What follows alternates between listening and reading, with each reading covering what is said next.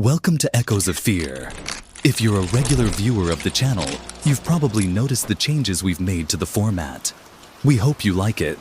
We're trying something different. If you have any advice or feedback, feel free to leave it in the comments. We'll read and respond to all of them. Thank you to everyone who's subscribed, liked the videos, or even just watched or listened. You have no idea how much that helps keep the work going. Now, without further ado, let's get to the first story. The Mystery of Oakwood Hill, Emma Carter's. Last night. Location, Oakwood Hill, Illinois, March 21st, 2015, 02:30 a.m. The small town of Oakwood Hill, located in rural Illinois, was never known for crime. Its quiet streets and old houses, with well-kept gardens, seemed like the perfect image of a peaceful community. But on the night of March 21st, 2015, that peace was shattered by an event that remains shrouded in mystery to this day. A young woman, Emma Carter, 28 years old, disappeared without a trace. But it wasn't what happened in the hours that followed that truly terrified the town. The first witness, Emma's neighbor. The first clue came in the form of a phone call to the police from one of Emma's neighbors, Robert Miller. He lived next door to her on Oakwood Hill's old Victorian street, Maple Street. Robert claimed he had heard screams in the middle of the night, coming from Emma's house, around 2:15 a.m. I was watching TV when I heard the screams, loud, like she was in panic. It wasn't something normal, you know? I ran to the window, but I didn't see anything. The house was all dark, no lights, but the screams, those screams, they were so real, Robert said, visibly shaken, during his interview with the police. When the police arrived at the scene, Emma's house seemed unnervingly calm. The doors were locked, the lights were off, and there were no signs of theft or violence. However, one detail caught the investigators' attention. A basement window was slightly open. A window Emma would never leave open due to the intense cold that night. This led the police to suspect a possible break-in, but nothing prepared them for what they would find next. The body found about. An hour later, the police entered Emma's house through the back door. Inside, there was a sense of abandonment. The house was disordered, but there were no obvious signs of violence. However, upstairs, Emma's bedroom had been rummaged through. Her personal belongings were scattered across the floor, but she was nowhere to be found. It wasn't until a more thorough search that, in the basement, the police found something that would make anyone's hair stand on end. In the dark corner, almost hidden by shadows, sat a rocking chair with a single sheet of paper folded over the seat. The paper was stained with blood, but what was written on it was even more disturbing. The words were simple but chilling.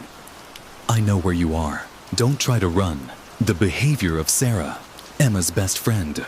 A few hours later, the police located Emma's best friend, Sarah Johnson, who was visibly shaken and could barely hold back her tears. She reported that she had spoken with Emma on the phone around 11 p.m., just before the incident. She sounded strange, like she was afraid of something, but didn't want to tell me why. I told her to stay calm and that everything would be fine, but when I tried calling her later, her phone was off, Sarah said, between sobs. Sarah was one of the last people to have contact with Emma, but there was something about her account that didn't add up. Sarah seemed to know more than she was letting on, yet her eyes avoided the investigators' gaze. When asked about the nature of their friendship, she revealed that Emma had been receiving a series of mysterious messages in the days leading up to the incident, but refused to talk about them. Emma was scared, but she never wanted to talk about what was going on.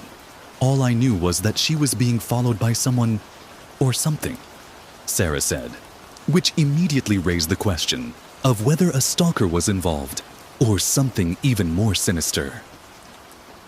The mystery begins to grow. The police quickly began looking for security cameras along the streets around Maple Street. What they found was even stranger. A security camera from a nearby convenience store, about 500 feet from Emma's house, captured an image of a hooded figure watching her house from a distance. The footage was of poor quality, but the silhouette appeared to be a man. However, what was even more unsettling was the fact that the figure had been watching the house for over an hour before disappearing into the shadows. The investigators began conducting a more detailed search around the town and discovered that Emma had been seen recently at the local library, looking through old files on unsolved cases from Oakwood Hill. One of these files discussed a case from 20 years earlier involving the disappearance of a young woman named Lillian Harris. She had disappeared without a trace on the same streets where Emma lived. Could there be a connection between the two cases? As the investigation unfolded, Detective Mark Harris was assigned to lead the case. A seasoned investigator with over 15 years on the force, Harris was known for his attention to detail and methodical approach. His first priority was to establish a timeline, gathering all available evidence and witness statements to understand the sequence of events leading up to Emma Carter's disappearance, the initial search and evidence collection. The search of Emma's house revealed a strange pattern. Though the house was relatively untouched, certain areas had been deliberately disturbed.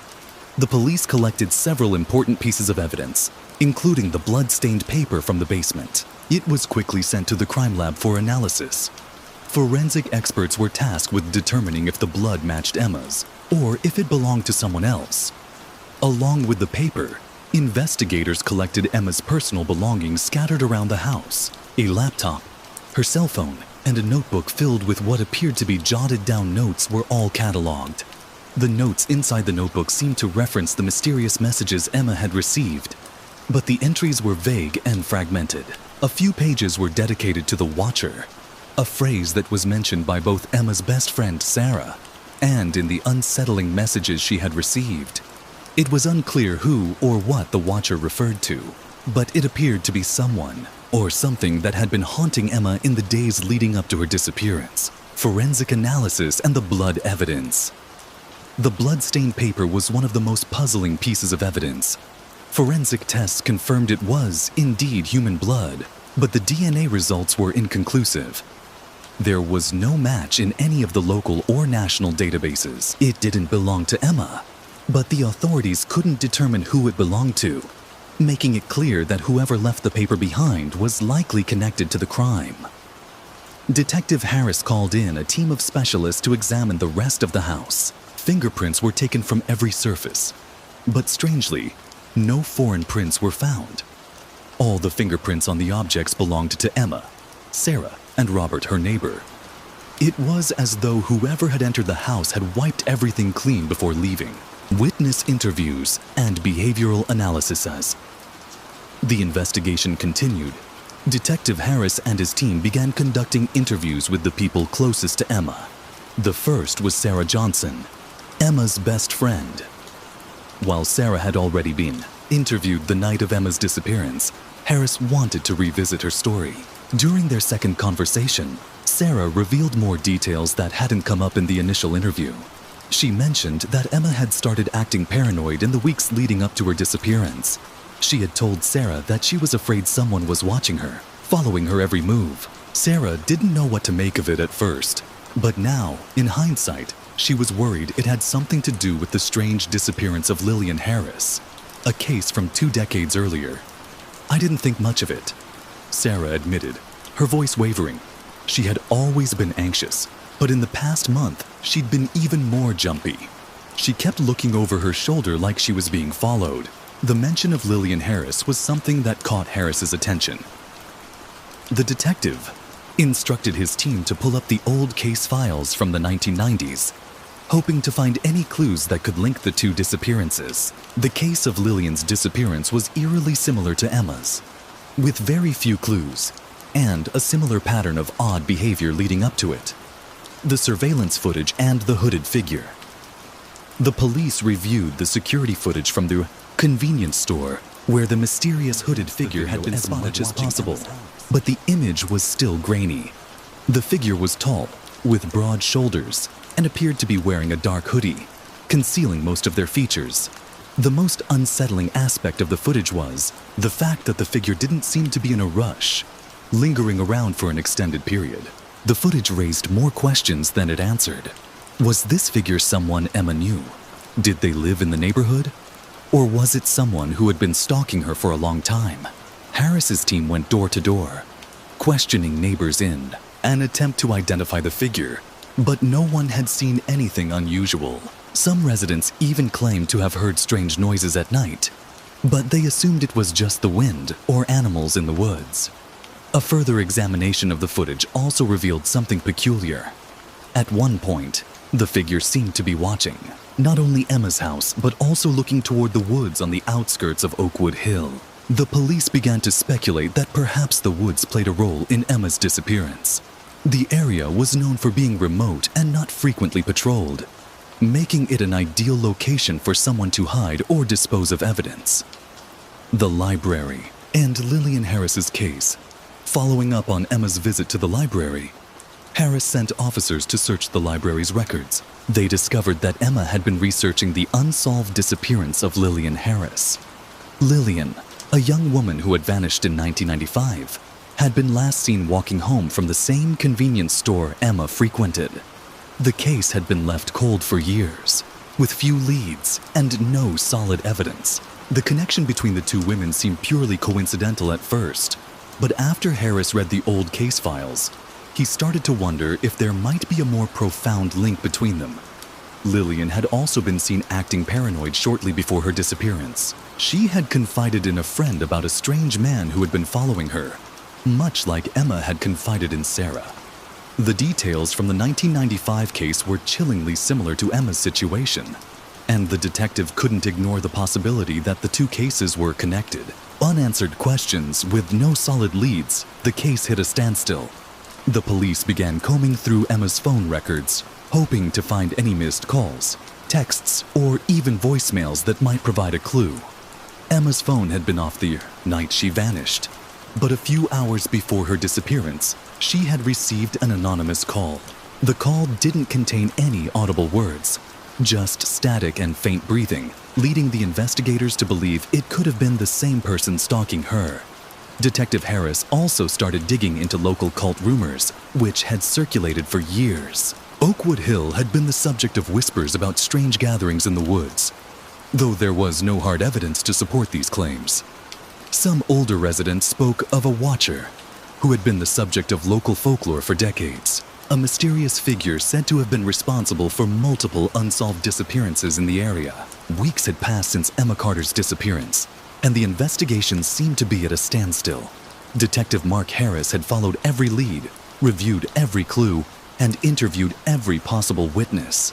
Yet the case remained an unsettling enigma. The connection between Emma and Lillian Harris was becoming more apparent, but the question remained: why were they both targeted? Who was behind these disappearances, and what did they want? One rainy afternoon, as Harris sat in his office reviewing the case files yet again, a call came through on his desk phone. The voice on the other end was distorted, barely audible, and filled with static. "Detective Harris," the voice whispered, "you're closer than you think. The truth is hidden in the woods." The line went dead. Harris's heart raced as he thought back to the footage of the hooded figure watching the house and then glancing toward the woods. Could this be the breakthrough they needed? Without hesitation, he gathered a team of officers and set off for the dense forest on the outskirts of Oakwood Hill. The search in the woods. The woods were thick with fog as they entered, the trees tall and imposing. The deeper they ventured, the more unsettling the atmosphere became. The air was thick with the scent of wet leaves and decay, and the feeling of being watched was palpable. After hours of searching, they came across something that made Harris's blood run cold. Hidden beneath a pile of rotting leaves, they uncovered a small, makeshift grave. When they dug deeper, they found the skeletal remains of a woman, long since decomposed. But it wasn't just any woman. It was Lillian Harris. However, there was something else. Clutched in Lillian's skeletal hand was a faded, crumpled photograph. Harris held it up in the dim light. It was a picture of Emma Carter, taken just a few weeks before she vanished. The realization hit like a punch to the gut. Lillian and Emma had both been victims of the same twisted game. The revelation: Harris returned to town, shaken by the discovery. As he sat in his office, trying to make sense of the pieces, an unexpected breakthrough came when the forensic team finished analyzing the blood on the paper found in Emma's basement. It wasn't just anyone's blood. It was the DNA of a local man, someone no one had suspected. Robert Miller, Emma's neighbor. The connection between Robert and the two disappearances came into sharper focus. He was an enigmatic figure, friendly on the surface, but there was something off about him. He had lived in Oakwood Hill his whole life and had been the first to report the strange noises on the night of Emma's disappearance. Harris pulled up his old records and found that Robert's family had lived in Oakwood Hill for generations, with one dark detail lurking in the background. Robert's great-grandfather had been involved in a series of unsolved disappearances in the town during the 1920s, an eerie legacy of violence. The more Harris dug into Robert's past, the more disturbing things became. Robert had spent years researching the old unsolved cases, including Lillian Harris's disappearance, which had fascinated him for reasons that were never clear. The strange messages Emma received, "I know where you are, don't try to run," were eerily similar to the cryptic language used by a man known as the Watcher, a figure from the town's folklore. The Watcher, as legend had it, was someone who stalked and terrorized his victims before claiming them. But it wasn't just a myth. The confrontation as. The pieces of the puzzle clicked into place. Detective Harris arranged a confrontation with Robert Miller. He invited him into the police station under the pretense of gathering more information. Robert arrived, calm as ever, his demeanor unshaken. But as Harris began to confront him with the evidence, Robert's composure started to crack. "Why, Robert?" Harris asked, his voice steady but filled with disbelief. "Why Emma? Why Lillian?" Robert smiled faintly, his eyes distant, as if lost in a memory. "You don't understand, Detective. I had to finish what my grandfather started. The Watcher's legacy wasn't just a story. It was real. The town's darkness runs through my veins. And Emma was the perfect next step." Before Harris could react, Robert lunged for a hidden pocket knife, but the officers quickly subdued him. As they took him into custody, Robert muttered one last chilling phrase: "You'll never escape the Watcher. No one does." The final twist is Robert was locked away in the interrogation room. Harris felt a strange unease wash over him. There was something in Robert's words that stuck with him. "You'll never escape the Watcher." Harris had just begun to leave the station when he was stopped by a call from his partner. "Detective, you need to come back. We've found something. Something that doesn't make sense." Harris rushed back to the station, heart pounding. His partner handed him a small, battered box, one that had been found in Robert's home during the search. Inside the box were several old photographs, most of them blurry and unremarkable. But one photo stood out. It was a picture of a much younger Detective Harris, taken in the woods near Oakwood Hill. The photo was dated 1984. Harris's hand shook as he looked at the photo. He had no memory of ever being there, no recollection of the photo being taken. But it was him, and behind him, barely visible, was the shadow of a man, the Watcher. As the realization hit him, Harris heard the faintest whisper behind him. "You're one of us now." He spun around, but there was no one there. The case of Emma Carter and Lillian Harris was closed.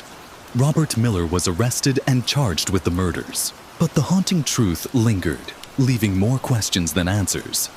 Who else had been watching? And had the Watcher truly been defeated? Or was he still out there, waiting for the next victim? As the camera pulled away from the Oakwood Hill Police Department, the mist rolled in over the town once more. The darkness that had lingered for so long had not truly been vanquished. In Oakwood Hill, some mysteries were never meant to be solved, and sometimes the shadows were closer than you think was the first case. If you could take a moment to subscribe to the channel and like the video, it would really help keep our work going. Now, let's move on to the next one. The Silent Killer of Brookridge. The case of Marissa Stevens' location. Brookridge, North Carolina, June 14th, 2018, 2:30 a.m. It was an unusually warm summer night when the first 911 call came in. The voice on the other end was frantic, barely able to be understood through the stammering breaths. "Someone's dead. There's blood everywhere," the caller gasped, before the line went silent. By the time the police arrived at 122 Willow Creek Drive, the scene was chilling. Marissa Stevens, a 29-year-old local florist, lay lifeless. In her own living room, the room soaked in crimson. There were no signs of forced entry, no obvious struggle. It was as if whoever had done this had known Marissa and knew exactly how to leave her unguarded. The first witness, Mary Finley. Finley, Marissa's next-door neighbor, was the first to see something suspicious. A 47-year-old woman with a penchant for late-night walks. Mary had been returning from her stroll at approximately 2:15 a.m. As she passed Marissa's house, she noticed an unfamiliar vehicle parked outside. "I thought it was weird, but I didn't think much of it. I figured maybe it was a delivery truck or something," Mary explained later. But something about the car stood out. It wasn't one of the usual cars that parked there. The headlights were off, but the engine was running. She paused, reflecting on the unease that had crept over her as she approached the house. "I had this bad feeling, like something was wrong, but I didn't hear anything. No screams, no noises, just the silence of the night." Mary had walked past the car without thinking much of it, but her gut told her she should have gone back to check. The next morning, when the police arrived, she immediately recognized the vehicle. It was a silver Ford Taurus, registered under a name she didn't recognize. Richard Hayes, a man who had recently moved to the town. The discovery of the crime scene. When Officer David Allen arrived at Marissa's home, the scene was eerily quiet. The front door was unlocked, and there were no signs of struggle in the entryway. It was almost as if Marissa had been expecting someone. Upon entering the living room, Officer Allen was immediately struck by the way the room had been left. The furniture was in its place, and nothing appeared out of the ordinary, except for the blood. So much blood. Marissa's body lay on the floor, but it was clear that this was not a random act of violence. She had been attacked in a precise, methodical way. As the forensic team arrived and began their analysis, they found that Marissa had suffered multiple stab wounds. Though they weren't scattered randomly, they appeared deliberate, with certain spots on her body showing more focused damage than others. What disturbed them further was the absence of defensive wounds. Marissa hadn't fought back. Whoever had done this had caught her completely off guard. "We're looking at a situation here that doesn't add up," Detective Kate Simmons said, surveying the scene. This wasn't a robbery gone wrong. The killer knew her. They knew where to strike, where to hit. The question is, why? The investigation unfolds. Detective Simmons was no stranger to violence, but this case was different. She quickly identified Marissa's relationships in town. She was a well-known figure in Brookridge, loved by most for her kindness and dedication to her floral shop. Who would want her dead? Simmons interviewed those closest to Marissa, her co-workers, friends, and family. The florist's ex-husband, Robert Stevens, was immediately questioned. He had a history of anger issues, though there were no reports of recent conflict between them. Still, Simmons wasn't ready to rule him out. Robert had been living nearby, and his alibi for the night of the murder was shaky at best. "Look, I'm not a monster," Robert told Detective Simmons during the interview. "Yeah, we had a messy divorce, but I didn't want her dead. We weren't even talking much anymore. I barely saw her after the split." Simmons found herself skeptical. His alibi was weak, and his tone lacked the sincerity she'd hoped for. Still, without concrete evidence, He couldn't be arrested. The next breakthrough came when Detective Simmons reviewed the car that Mary had noticed the night before. The silver Ford Taurus was registered to Richard Hayes, someone who had recently moved into the area and who was known to be a quiet, solitary man with few friends. A check into his background revealed something chilling. Richard Hayes had a history of violent offenses, though nothing serious enough to warrant serious suspicion. He had been in and out of counseling for anger issues, and he had a penchant for stalking Marissa's flower shop, though he had no personal connection to her. At least, that's what everyone thought. The breakthrough. After several days of questioning and digging into Richard Hayes' past, Simmons found a crucial piece of evidence. He had been in town the night of the murder, and even worse, he had been seen leaving Marissa's house just an hour before the body was discovered. The image of him leaving, captured on a neighbor's security camera, was the smoking gun they had been waiting for. Simmons and her team brought Richard in for questioning. His demeanor was calm, almost too calm. As they confronted him with the evidence, his story began to crack. "You don't understand," Richard said, his voice suddenly shaking. "I didn't mean for it to happen. She wouldn't stop. She kept rejecting me. Over and over, again." Richard Hayes admitted to having become obsessed with Marissa after frequent visits to her shop. When she had finally told him to stay away, he had snapped. What began as an innocent attraction escalated into violent obsession. The night he killed her, he had waited until she was alone. He had walked into her home, knowing she'd never expect him.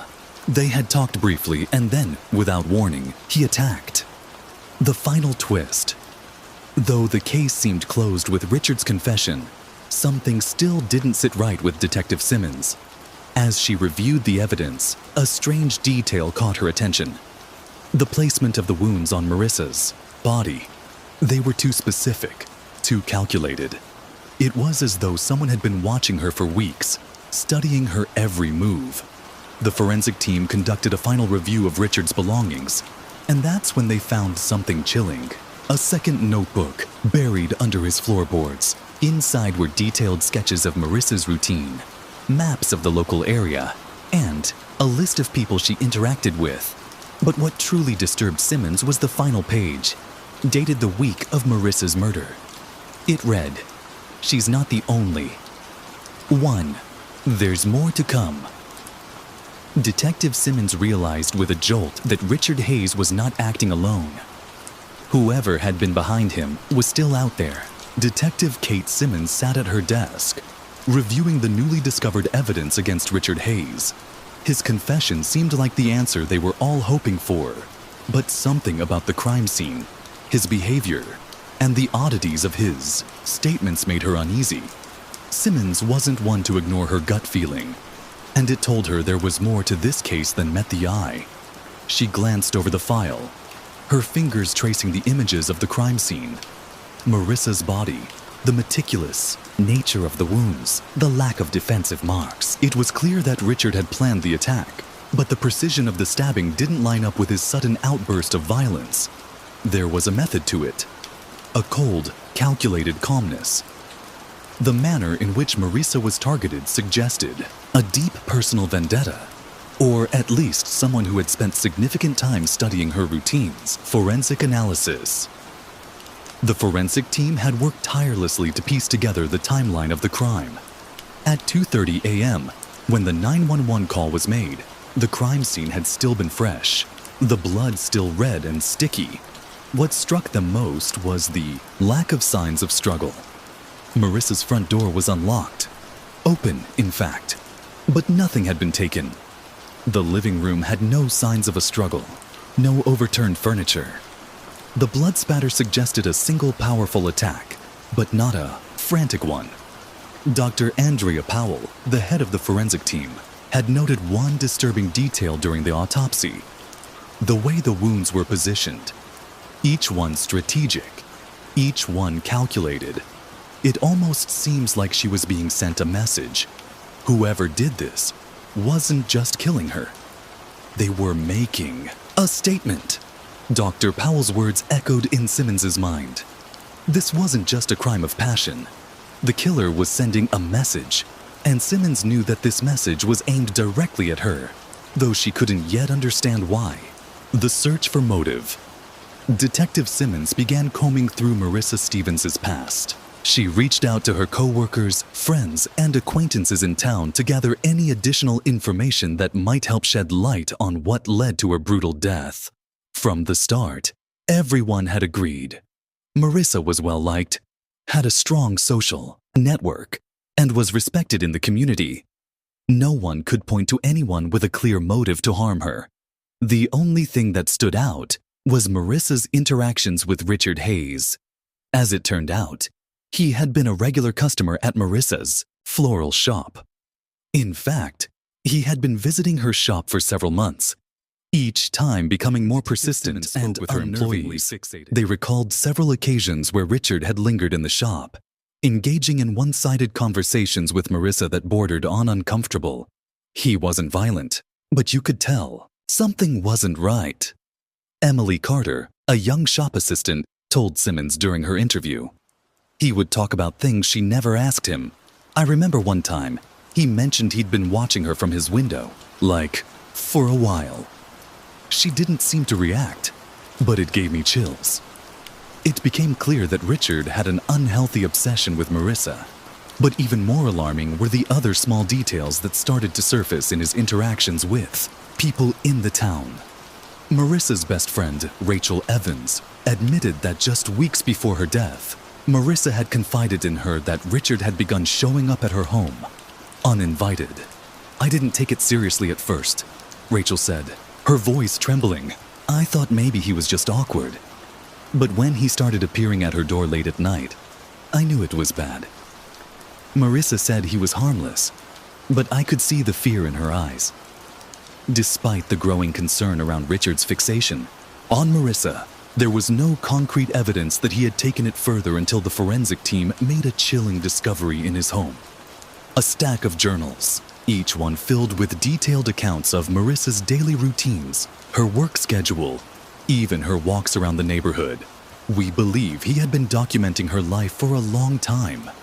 Simmons concluded after reviewing the journals, it's not just that he knew her, it's that he wanted to control her. Every move, every step was part of his twisted obsession. The car and surveillance footage. While the evidence against Richard mounted, Simmons knew they needed to piece together a more complete timeline of events leading up to the murder. The silver Ford Taurus, the same car seen parked outside Marissa's house the night of her murder, was critical. It had been traced back to Richard's name, but there was still one glaring question. Why was he parked there so late at night? And why didn't he leave until just before the body was discovered? Surveillance footage from nearby businesses gave the police a better idea of his movements that night. At 2:13 a.m., Richard was seen walking away from Marissa's house, his steps slow and deliberate. The camera was located across the street, so the angle wasn't ideal, but it clearly captured Richard's face. Pale, his eyes wide, and his posture stiff. Simmons reviewed the footage over and over again, trying to find a clue, some hidden detail. The footage was grainy, but there was something about Richard's expression that disturbed her. He didn't seem like a man who had just murdered someone. Instead, he appeared almost relieved, like the weight of a long-standing obsession had finally been lifted. What's he hiding? Simmons muttered to herself, rewinding the footage yet again. The answer came in the form of a small detail she had missed before.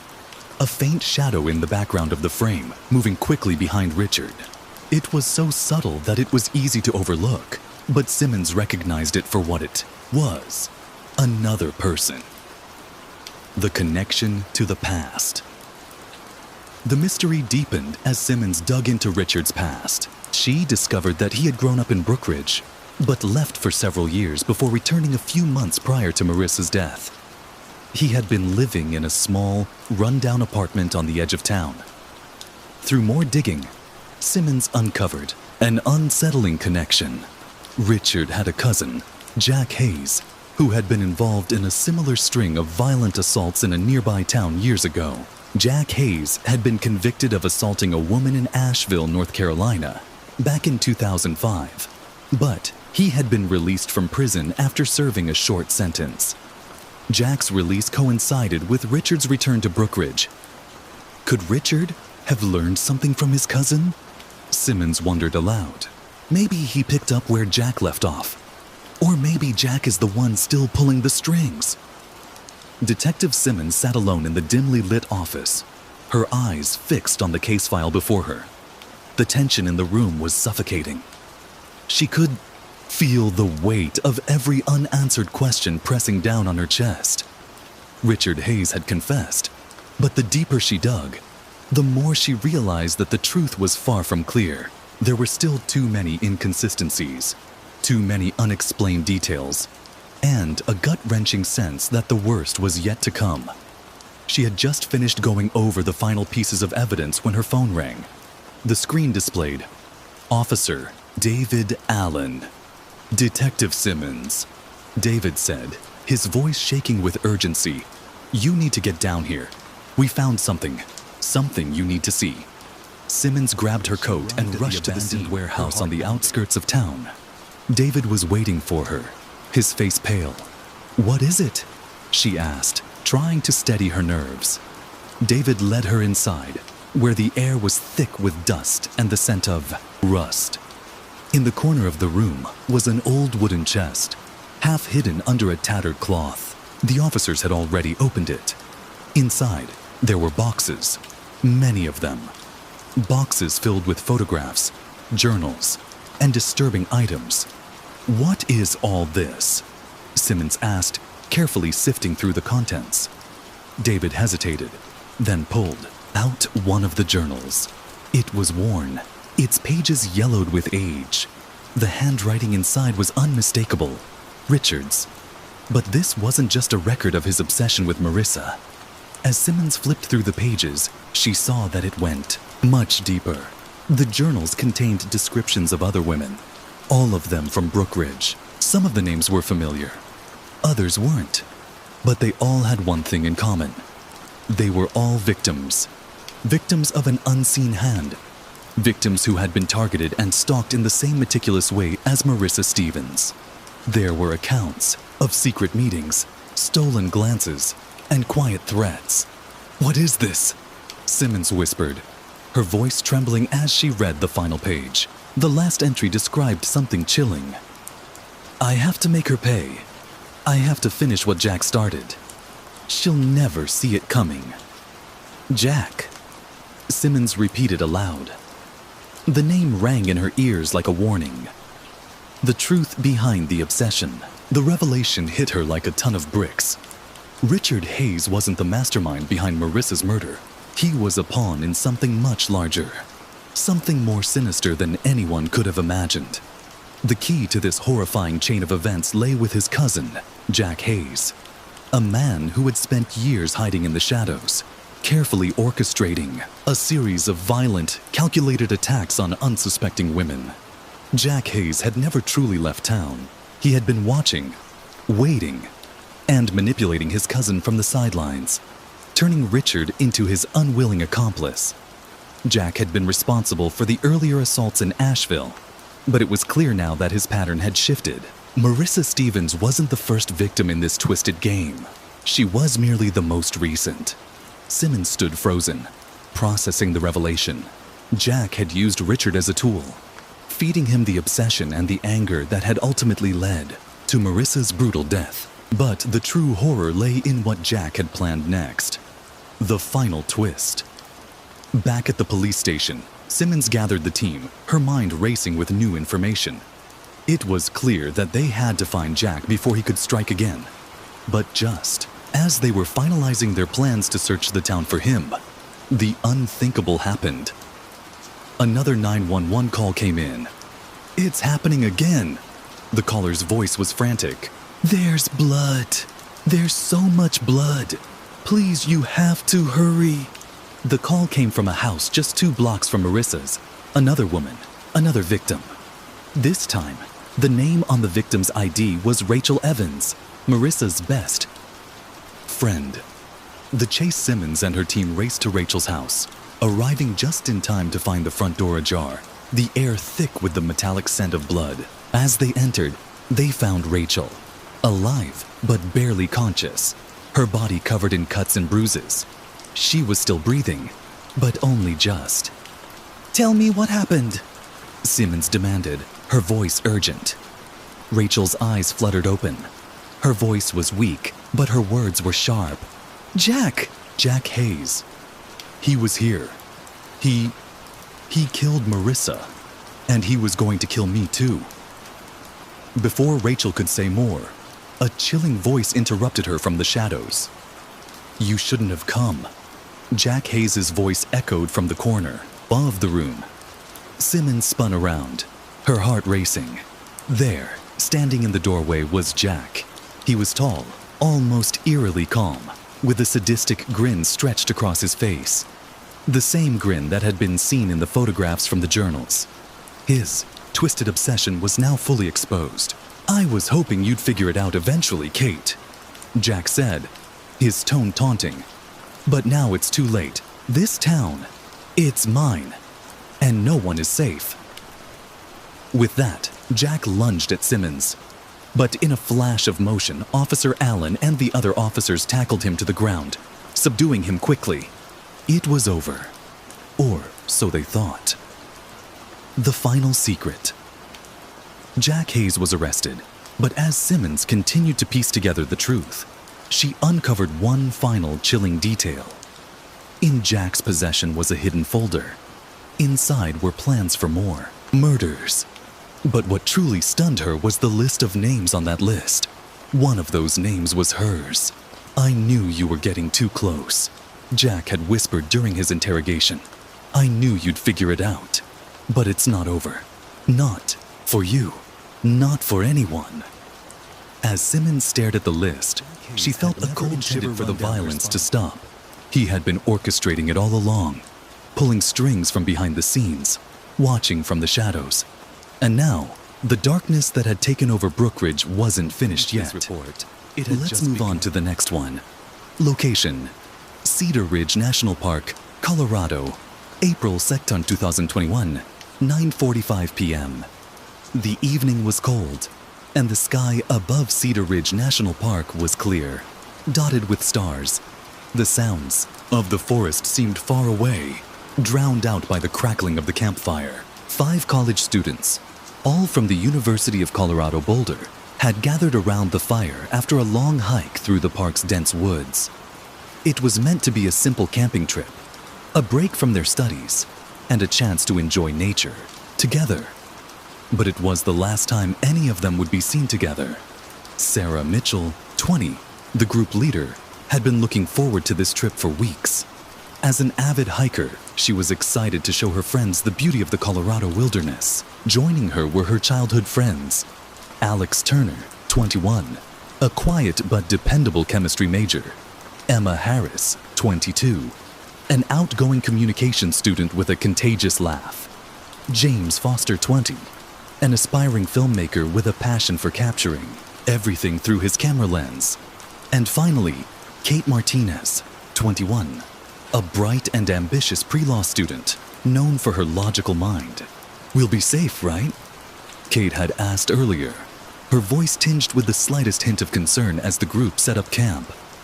"Of course," Sarah had reassured her with a smile. "Cedar Ridge is a popular spot. People hike here all the time." But as night fell, things started to feel off. The group, gathered around the fire, had spent the evening laughing and talking, sharing stories from their college days. But something in the air was unsettling. The wind rustled the trees in, an eerie whisper, and the dark shadows of the forest seemed to stretch out like long, reaching hands. It was a typical forest night, but something felt different. At 9:45 p.m., James, always the curious one, wandered off to explore the woods with his camera capturing the stillness of the forest on film. "I'll be back in 10 minutes. Just want to get a few shots of the moonlight," he said, his camera bag slung over his shoulder. "No wandering off too far, James," Sarah called after him, though she was smiling. "We don't want to have To come find you." The others laughed, but the laughter died as the minutes passed, and James still hadn't returned. An hour later, Sarah decided to go look for him, her worry growing with each passing minute. "James," she called softly, her voice cracking in the stillness of the forest. But there was no answer. By the time the clock struck 11:30 p.m., Sarah was beginning to panic. She and Alex set out to search the area near the camp where James had last been. They scoured the dense underbrush and the trees, calling his name, but there was nothing, just the endless quiet of the forest. Witness accounts. The search for James grew frantic as the hours passed. The group split up, calling out for him, in the darkness. It wasn't until 1:15 a.m. when Emma, who had been walking along the edge of a nearby ravine, saw something that made her freeze in terror. "I saw him," she later recalled, her voice trembling. "I saw James standing there, near the trees, but he wasn't moving. I called out to him, but he didn't respond. When I got closer, I realized something wasn't right. He was just standing there, staring ahead. His eyes were wide open, but he looked like he wasn't really there." Emma had rushed back to the group to get help, and when they returned to the spot, James was gone. The discovery. The search continued through the night, and at 4 p.m., a chilling discovery was made. Kate, exhausted and on the verge of giving up, had decided to check one last area, a dense thicket near the ravine. As she carefully made her way through the underbrush, she found something. A camera, half buried in the dirt. Her heart raced as she recognized it. It was James's camera. As she picked it up, her hands trembling, she noticed the screen was cracked, but still working. When she turned it on, what she saw froze her in place. The last few frames showed James, his face pale and terrified, as though he had been filming something. Someone. In the final grainy shot, he appeared to be running, stumbling through the forest before the camera dropped and the screen went black. The investigation detective Mark Reynolds of the Colorado State Police was called to the scene, and the search for James took on an even more serious tone. Reynolds, who had been with the department for over a decade, knew the woods of Cedar Ridge well. He had seen cases like this before, but there was something unnerving about this one. When I first arrived, it didn't feel like a typical missing person case. Detective Reynolds later said in an interview, "There was a sense of something wrong, lingering in the air. James had vanished, but the fact that his camera was found so close to the camp, it did evidence from the area. The camera, clothing, footprints, and any other signs of James's whereabouts. But the further they delved into the investigation, the more questions arose.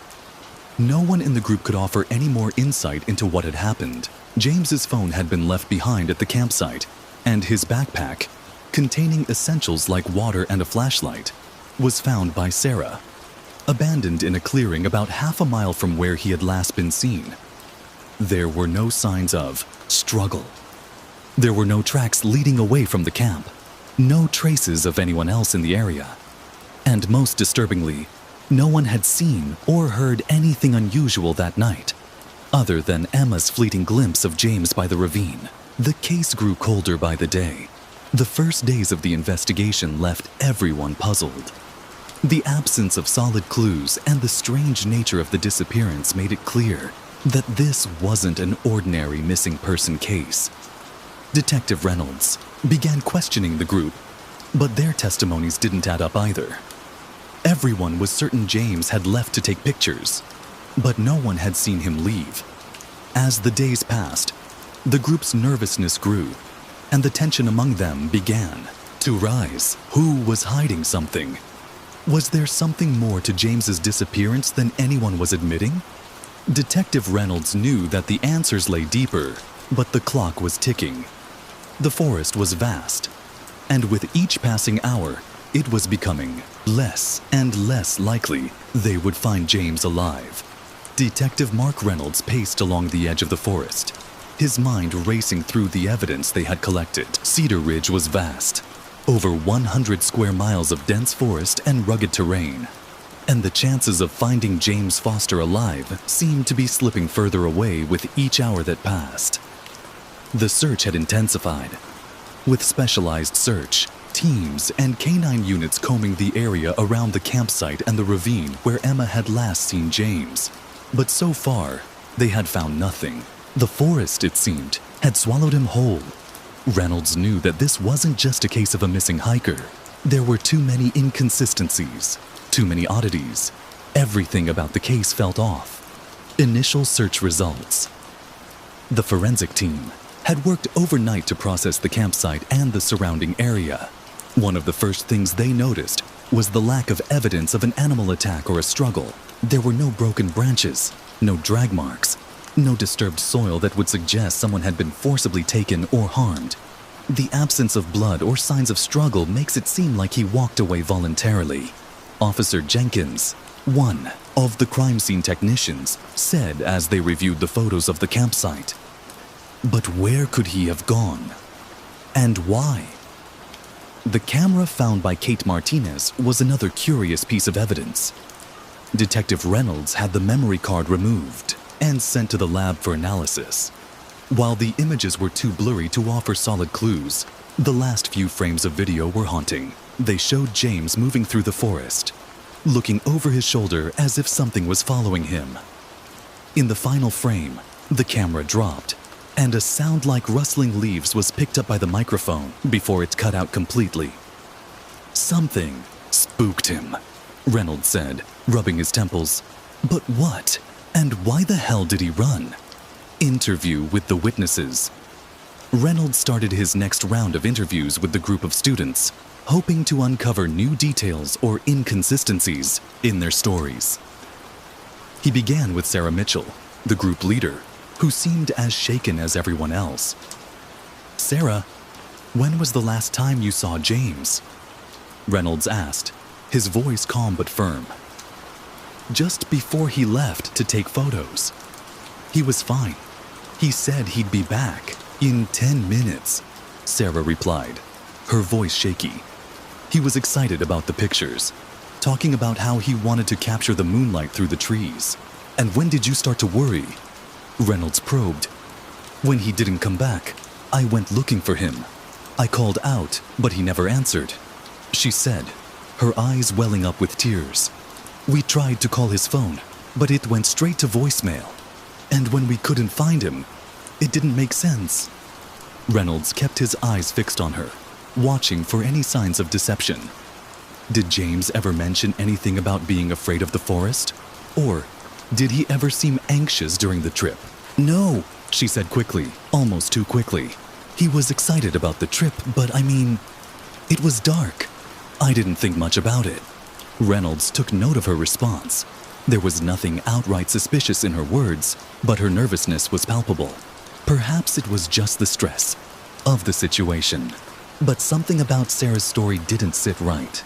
The other interviews were similar with Sarah when they first started searching for James, was equally bewildered by the disappearance. Emma Harris, who had claimed to see James standing by the ravine, seemed even more unsettled. Is it possible someone else was out there with him? Or did James perhaps hurt himself in some way and stumble off? Reynolds asked, trying to probe for new information. No, I swear it, detective. Emma replied, her voice tight with emotion. I saw him standing there, and then he was gone. But it wasn't right. His eyes were wide, like he wasn't there. I know what I saw. Tracking and forensics. Back at the police station, the forensic team had been analyzing the evidence from the scene. The camera's memory card had yielded no new leads, and despite a thorough sweep of the area, no new physical evidence had turned up. But one of the officers noticed something strange while reviewing the footage from the search team's body cameras. Around the area where James's camera had been found, there were unusual marks in the soil. Deep, almost claw-like gouges, leading into a dense thicket. The marks were too irregular to be made by a typical animal. They seemed deliberate. Do you see this? Officer Jenkins asked, showing Reynolds the footage. These gouges, they don't look natural. Reynolds squinted at the screen, his mind racing. If someone made those marks, they were trying to hide something. Theories begin to form. As the days passed and the search failed to turn up, any trace of James, Detective Reynolds began to piece together a theory. The lack of physical signs, the strange behavior of the group, the unsettling footage from James's camera, all of it pointed to the possibility of something far more sinister than a simple disappearance. What if James stumbled onto something he wasn't supposed to see? Reynolds mused to his partner, Detective Linda Ford, as they sat in the office. The marks near the ravine, those aren't animal tracks. And those weird shots on the camera, he was running from something, or someone. Linda frowned, deep in thought. So, you think this might not be a random disappearance? You think someone might be involved? I'm leaning that way, Reynolds replied. The way James acted, like he was being followed, like he was scared. He didn't just wander off into the woods. Someone or something made him run. New evidence emerges. On April 7th, 5 days after James's disappearance, new evidence came to light. A local hiker, on a trail near the outskirts of the park, reported seeing a shadowy figure near the edge of the woods. The man, who had been taking photographs, had noticed something strange in the background of his shots. In one of the pictures, a figure could be seen, partially obscured by trees, wearing dark clothing and standing very still. The hiker reported this to the authorities, and when they examined the photo, they saw what looked like a tall, thin figure. With a face partially covered by a hood, the figure appeared eerily similar to James's build, but wasn't him. We need to find out who this is, Reynolds said, studying the photo. And if James was running from this person, we may be dealing with something much darker than we thought. After days of relentless searching, the case seemed to be slipping through Detective Reynolds' fingers. The trail had gone cold. The strange marks, the blurry photos, and the unexplainable behaviors of the students led nowhere. The figure in the photograph found by the hiker had been a dead end, and with no new leads, hope was waning. Reynolds stood at the edge of the woods, gazing out into the dark expanse of Cedar Ridge, where it all began. But something was nagging at him.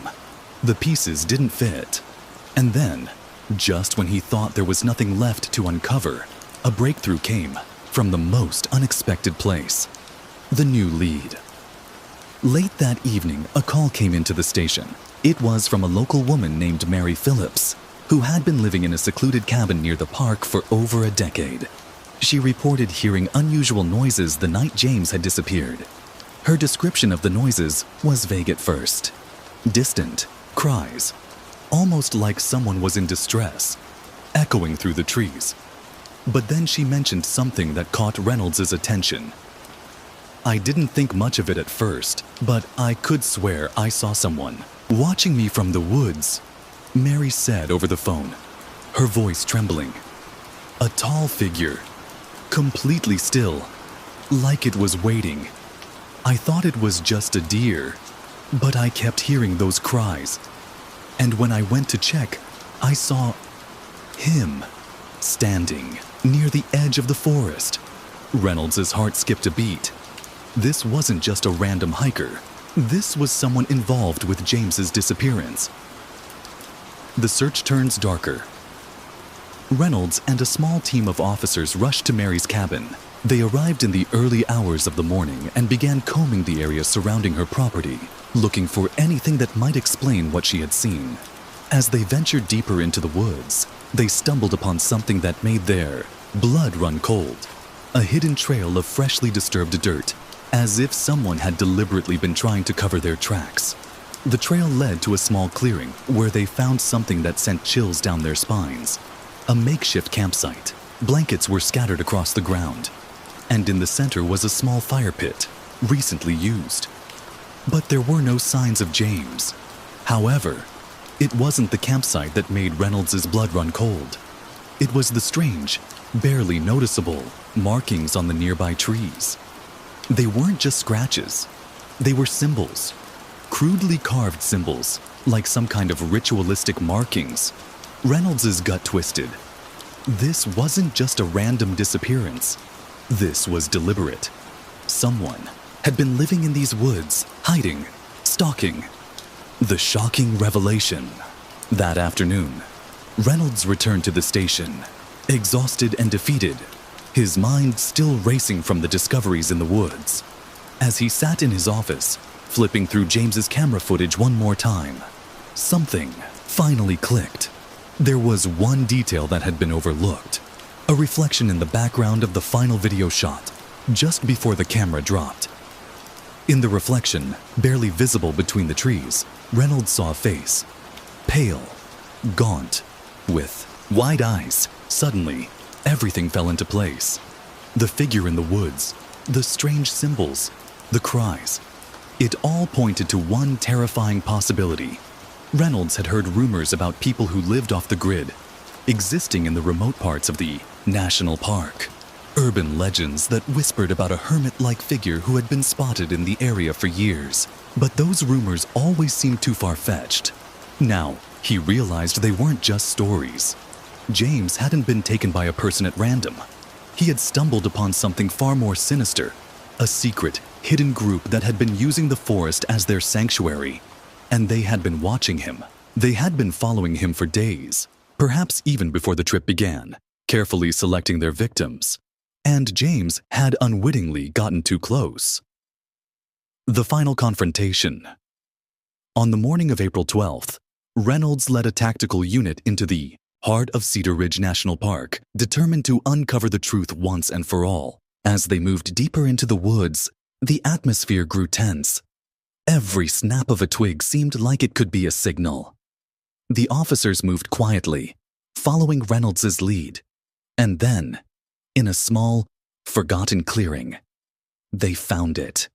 A hidden cabin surrounded by thick trees and overgrown brush. The windows were covered with heavy drapes, and the door was locked. It was clear this wasn't just an abandoned shack. It was lived in. As Reynolds' team approached the cabin, they heard a faint voice, a soft whisper, barely audible. It was a man's voice, coming from inside the cabin. "Please, please help me." It was James. He was alive. Reynolds and his team broke down the door, rushing inside, guns drawn. But what they found wasn't what they expected. James was huddled in the corner, disheveled, his eyes wide with terror. His clothes were torn, and his body was covered in scratches. But it wasn't the sight of James that made the officers freeze in their tracks. It was the figure standing behind him. A tall, gaunt man with hollow eyes, covered in dirt and grime. His face was pale, almost sickly, and his lips curled into a twisted grin. He was holding a knife, but he wasn't attacking. He was simply standing there, as if waiting. The man's voice was low, almost inaudible. "They're watching. All of them. You shouldn't have come." The twist. As the officers moved to apprehend the man, something even more terrifying happened. The ground beneath them began to tremble slightly, as if something deep in the forest was waking. Suddenly, dozens of figures, just as gaunt and disheveled as the man, emerged from the shadows, surrounding the cabin. They were silent. Their eyes gleamed with a cold intensity. James let out a low gasp. They're everywhere. I couldn't get away." Reynolds' blood ran cold. These people, these things, had been living in the forest, hidden from the outside world for years. And now they had been exposed. The man in the cabin was dragged away. But as Reynolds and his team processed the scene, they realized that this was only the beginning. There were more people lost in the woods, drawn into whatever dark cult or madness had consumed them. The aftermath. James was rescued and taken to the hospital, where he was treated for dehydration, malnutrition, and minor injuries. He spoke little, his mind clearly shattered by the horrors he had witnessed. As for the rest of the group, they were left with questions that would never have answers. Who were these people? What had they been doing in the woods for all these years? And why had they chosen James? The mystery of Cedar Ridge remained unsolved, a chilling reminder that some stories have no clear resolution. The forest still stands, dark and silent, hiding its secrets from the world. And for Detective Reynolds, the truth was just as horrifying as the unknown. Some mysteries, no matter how hard you search, will never fully be explained. If you can, please leave constructive feedback below. I would greatly appreciate it. Also, if you could subscribe and like the video to support the channel, it would mean a lot. Let's move on to the next. 1. Location: St. Mary's School, Westfield, New Jersey. October 15th, 2018, 11:45 p.m. The air was thick with fog that night, the kind that clung to your skin and blurred the lights in the distance.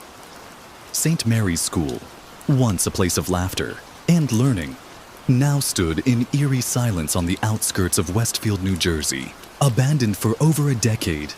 Its windows were boarded up, the brick walls cracked and crumbling. The town's locals had long since whispered about the place, saying it was haunted, cursed even. But tonight, it would be the center of something far worse than any ghost story. Testimony 1. Nathaniel Cooper, local teenager. Nathaniel Cooper, a local 18-year-old, was the first to call the authorities. His voice was shaking when he spoke to the dispatcher. Yeah, I think something's happened. We were exploring the old St. Mary's School with my friends, and one of them's gone. We can't find him. Nathaniel explained that he and 4 of his friends, all local high school seniors, had decided to explore the abandoned school. They'd heard the stories, the rumors about strange noises and shadows that seemed to follow you inside, but they were determined to find out for themselves. The group had ventured through the school's back gate, which had been left unsecured, and into the dark hallways, their flashlights flickering as they walked. We didn't think anything of it at first. Nathaniel continued. We were joking around, taking pictures, doing what dumb teenagers do. But then, I don't know, something changed. We started hearing these noises, footsteps, but there was no one else there. The group had split up in the building, each taking a different wing of the school to explore. Nathaniel was in the science lab when he heard the scream. We all ran toward the sound. It was Mark. He was just gone. His flashlight was still on the floor, but he was nowhere. It's like he vanished. Testimony 2. Chloe Simmons, friend of the missing. Chloe Simmons, 17, one of the other teens on the trip, spoke to detectives the next morning. Her eyes were red from crying, her voice barely above a whisper. We didn't think anything of it when we first heard the scream, Chloe recalled. But when we found Mark's flashlight, we realized something was wrong. We started calling out for him, but he never answered. Chloe said that they tried to stay calm, but the school's atmosphere quickly turned oppressive. The walls, once filled with the noise of children, now seemed to absorb every sound. The group's attempts to search the building turned into a desperate, frantic search as the minutes passed, and Mark was nowhere to be found. We checked every room, Chloe said, her hands trembling. We even went up to the 3rd floor, but there was no sign of him. It was like he'd just disappeared. The only thing they found, she claimed, was a small, bloodied piece of fabric caught on the edge of a broken window in the hallway. Testimony 3. Officer Martin Hayes, responding officer. Officer Martin Hayes of the Westfield Police Department arrived at St. Mary's School shortly after the call came in. The building stood in the distance, an imposing shadow in the fog. He was the first law enforcement officer on scene, and he immediately called for backup. The place is a mess, Officer Hayes reported to dispatch. The front entrance is blocked, but there's an open side gate. The kids, they were exploring inside when it happened. As he entered the building, Hayes described the unsettling silence. The once vibrant halls were now desolate, with dust coating everything. It wasn't long before they found the group, still huddled near the back hallway, clearly terrified. They're shaken up, but they seem to be telling the truth. Officer Hayes continued. They found something. I don't know what it is. They said there was some kind of figure, but there's nothing solid yet. Just their word. The CASA officer ordered his team to search the building thoroughly, but all they found was an eerie silence, disturbed only by the occasional creak of the wooden floors beneath their feet. Introduction. Conclusion. A mystery begins. The investigation into the disappearance of Mark Miller, one of the teenagers, would take a dark turn. Despite extensive searches, no trace of Mark was found inside the school or in the surrounding area. No security footage. No witnesses. Nothing to explain his sudden vanishing. Detective Emily Rivera of the Westfield Police Department took the case, determined to uncover the truth behind Mark's disappearance. As she began to question the teens and examine the evidence, one thing became abundantly clear. It was hiding more than just its dark past. The next morning, Detective Emily Rivera sat at her desk in the Westfield Police Department, reviewing the statements and initial reports. Her mind was racing with questions. Where could Mark have gone? The fabric found in the hallway, was it his? Or was it planted by someone, or something else? She knew one thing for sure. There was something deeply unsettling about St. Mary's School that had yet to be uncovered. First step. Reviewing the evidence. Detective Rivera began by examining the bloodied piece of fabric found in the third floor hallway. It was a small scrap of cloth, red and torn, caught in the jagged edge of a broken window. The fabric was sent to the lab for analysis. The initial results revealed that it was a polyester blend, not an unusual material, but nothing about it provided a clear connection to Mark Miller. The fabric doesn't seem to match his clothes, but it's definitely blood. The lab technician had confirmed over the phone. The blood's type matches Mark's, but it's not a large amount. Could have been from a small cut. It's hard to say anything more definitive. It was a dead end, but Rivera's instincts told her that the fabric might be a key piece of the puzzle. Was Mark injured during his disappearance? Had he been dragged somewhere against his will? Second step, interviewing the witnesses. Detective Rivera arranged a formal meeting with the remaining members of the group that had gone to St. Mary's School. Nathaniel Cooper, Chloe Simmons, and the others. Their statements were consistent, but vague, and she knew it was time to dig deeper. The teens' statements had remained largely unchanged since the initial interview, but their behavior was telling. Nathaniel seemed unusually calm, almost detached, while Chloe appeared more distressed and rattled by the experience. Detective Rivera began with Nathaniel. Nathaniel, can you walk me through what happened after you heard the scream? You mentioned Mark was acting weird earlier. Can you explain that a bit more? Rivera asked, her tone measured, professional. Nathaniel hesitated. He just said some strange things. He was staring out of the window by the lake, and he kept mumbling about seeing someone out there. He didn't explain who, but then he just stood up, walked off. I didn't think much of it at the time. His voice wavered, as if he were trying to suppress something. He was always like that, a bit off sometimes. Rivera noted Nathaniel's choice of words. A bit off. Not the typical way a friend would describe another. Something in Nathaniel's response didn't sit right with her. Turning to Chloe, Rivera tried another approach. Chloe, I know you were close with Mark. You said you heard him scream. What exactly did you hear? Did you notice anything odd before that? Chloe's face tensed, and her eyes darted around the room before locking onto Rivera's. I don't know what it was, she said, voice trembling. I don't think it was just a scream. It sounded like he was calling for help, but it was too quiet, too far away. I don't know. I thought it was him playing around at first, but then we couldn't find him, and everything felt wrong. It felt like someone or something was watching us, and I I felt this pressure in the air. It's hard to explain. She shook her head, clearly struggling to articulate what she was feeling. Rivera's instincts told her Chloe wasn't lying, but was she truly remembering everything accurately, or was the terror of the moment clouding her judgment? Third step, the search of St. Mary's School. With no clear leads from the teens, Rivera ordered a full search of St. Mary's School.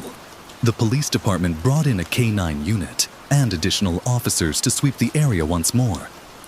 The school, though abandoned, still held a macabre sense of familiarity for the town's older residents. It was said that there were secret rooms in the basement, hidden passages, and dark corners where no one dared to venture.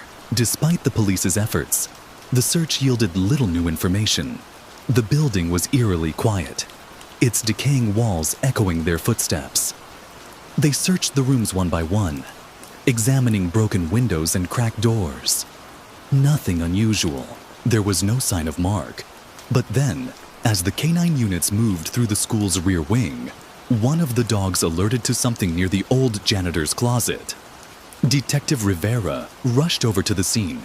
Inside, they found a tattered old janitor's uniform hanging in the corner. It was covered in dust, but underneath the grime, Rivera noticed something odd. A deep, dark stain on the fabric. Blood, but it didn't match the blood type found on the piece of fabric earlier. It was fresh, almost too fresh.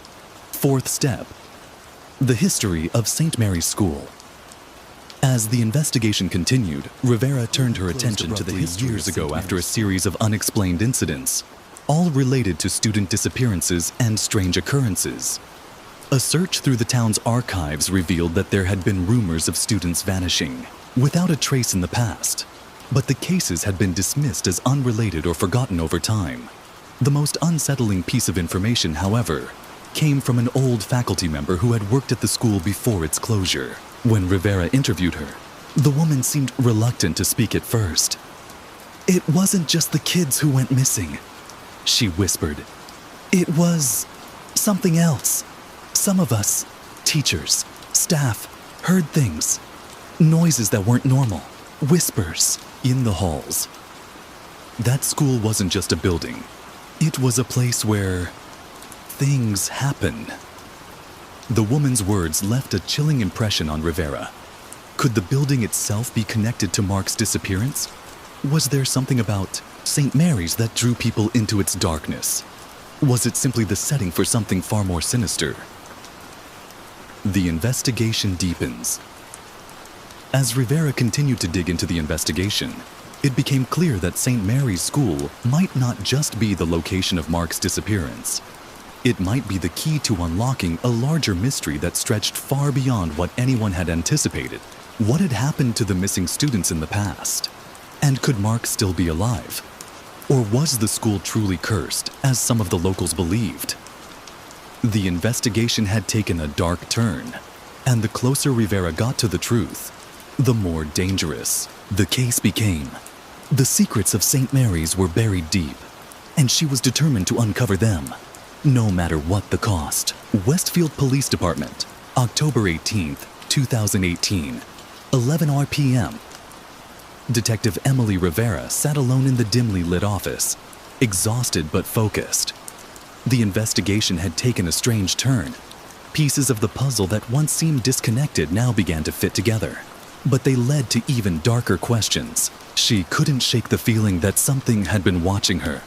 Something unseen, yet ever present. The last few days had been a blur of discoveries and dead ends. But one thing was certain. She was closer to the truth than ever before. A new lead, the old janitor's secrets. It was a late-night phone call that changed everything. "Detective Rivera," came the voice of the town archivist. "I found something. You might want to see it." It was an old ledger, dating back to the 1970s, detailing the history of the school. But it wasn't the records of students that caught Rivera's attention. It was a single name, written in bold letters at the top of a page: George Willoughby. George Willoughby was the last janitor of St. Mary's School before it closed. His name had been strangely absent from most official records, which only raised more questions. According to the ledger, Willoughby was involved in a series of incidents with students, unexplained disappearances, strange occurrences during the night shift, and accounts of eerie laughter heard coming from the building after hours. The final entry was marked with a chilling sentence: he was never seen again after the last storm. Rivera immediately contacted the police to search for any records related to George Willoughby. But the deeper they dug, the more they uncovered. Willoughby's disappearance had never been fully investigated. It was written off as an accident. But as Rivera studied the ledger, she felt a cold chill run down her spine. She knew the storm they referred to. She had heard the townsfolk talk about it. It was the night of Mark Miller's last known disappearance. Could this storm have been the catalyst for both George Willoughby's vanishing and Mark's? The final piece: St. Mary's School basement. With this new lead, Rivera made her decision. She would return to St. Mary's one last time. It was a stormy night, much like the night described in the ledger. As she entered the abandoned school once more, her flashlight flickered in the darkness, casting long shadows on the crumbling walls. The building felt different tonight, alive with something unexplainable. The air was thick with tension. Her heart raced as she made her way to the basement. The eerie whispers Chloe had mentioned seemed louder now, growing louder with each step. She took toward the hidden door behind the janitor's closet. Rivera had spent hours searching the school, but now, after all the evidence pointing to this final location, she understood. It wasn't just about finding Mark anymore. It was about unraveling the twisted history of the school and its dark secret. As she approached the door, her hand trembled slightly. She pushed it open and descended the creaky stairs. The basement was even more oppressive than the rest of the school. Dark, damp, and suffocating. The air reeked of mildew and decay, but there was something else beneath it all. Something at the far end of the room. Her breath caught in her throat. At the back of the basement, there were old wooden crates, and behind them, an eerie stone wall that had been disturbed. It wasn't just a wall. There were scratch marks on it. Deep, frantic claw marks that seemed too deliberate to be an accident. She approached the wall carefully, heart pounding in her chest. As Rivera investigated the wall, she found an old, rusty latch. She pulled at it, and with a groan of protest, a hidden door creaked open. What she found inside sent chills through her body. A hidden chamber. The walls were lined with strange symbols, scribbled hastily. At the center, there was a single chair. Its metal frame bent and cracked as if it had been used repeatedly. Bloodstains marred the floor, and a pile of tattered clothes lay in the corner. Clothes that, on closer inspection, looked familiar. Mark's jacket, but that was impossible. Mark had vanished without a trace. Until now, there, lying on the floor next to the chair, was the torn-up body of George Willoughby, the former janitor, his face frozen in a grimace of terror. He had been dead for years, perhaps decades, but he was connected to everything. The mystery of St. Mary's School had never been about Mark. It had been about the tragic past of the school and the curse that it carried. The final revelation. Rivera stood there, stunned, unable to process the magnitude of what she had uncovered. But just as she turned to leave, her flashlight caught something that made her blood run cold. There, etched on the stone wall, was a single name: Mark Miller. The realization hit her like a freight train. Mark hadn't just disappeared. He had been chosen, part of a dark, twisted ritual connected to the school. The storm that night had awakened something in St. Mary's, a force that claimed the souls of those who ventured too close to its secrets. Mark wasn't the first to disappear, and he wouldn't be the last. And then, as if on cue, the door slammed shut behind her, locking her inside. The whispers began again, this time louder. They weren't just from the past. They were present. Mark Miller wasn't gone. He had been turned into something else, something part of the school's curse. And now, Rivera was too. The dark presence that haunted St. Mary's had claimed her as well, leaving only the haunting sound of a distant scream. Mark's voice? Or Rivera's? The mystery of St. Mary's School remains unsolved. The terror continues, and the curse of the abandoned school lives on, claiming anyone who dares to uncover its dark secrets. Thank you to everyone still listening. If you can, please leave constructive feedback below. I would greatly appreciate it. Also, if you could subscribe and like the video to support the channel, it would mean a lot. Let's move on to the next one. It was an ordinary Friday night in New York City, October 10th, 2017. The streets were alive with the sound of honking taxis, pedestrians rushing home, and the usual late-night crowd spilling out of bars. But one taxi ride that night would soon unravel into a chilling mystery. Witness testimony. 11:45 p.m.